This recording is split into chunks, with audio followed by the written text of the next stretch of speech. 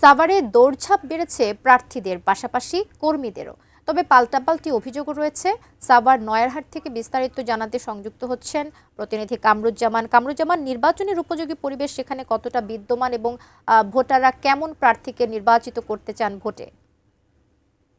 ধন্যবাদ কবিতা। আমি এই মুহূর্তে রয়েছি একদম সাভার বাস স্ট্যান্ডের ঠিক মার্কেটের সামনেই কিন্তু আমি রয়েছি। আপনি আমি আমি আপনাদের ক্যামেরার মাধ্যমে একটু দেখাতে চাই। এরই মধ্যে আপনারা দেখতেই পাচ্ছেন যে নির্বাচনের কিন্তু জমে উঠেছে পুরো সাভার।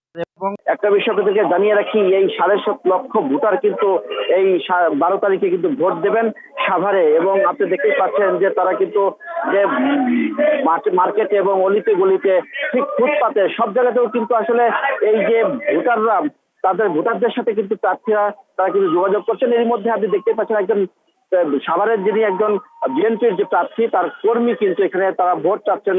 আমি একটু কথা বলতে চাই আসলে কেমন সারা পাচ্ছেন, কেউ পাল্টাপাল্টি যে অভিযোগের কথা শুনতে পাচ্ছি, সবকিছু মিলিয়ে একটু বলবেন আর কি।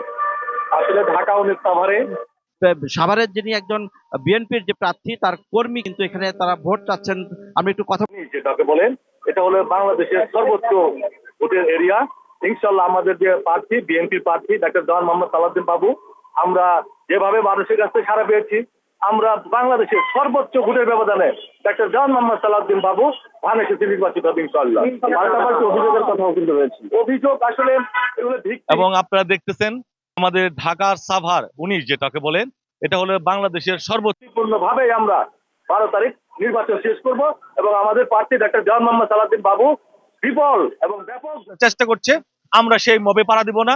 ইনশাল্লাহ শান্তিপূর্ণভাবে আমরা 12 তারিখ নির্বাচন শেষ করব এবং আমাদের প্রার্থী ডাক্তার জওয়ান মোহাম্মদ সালাউদ্দিন বাবু বিপুল এবং ব্যাপক ভোটের ব্যবধানে ধানের শীষ পাস করে এই সাভার ঢাকা 19 থেকে ইনশাআল্লাহ।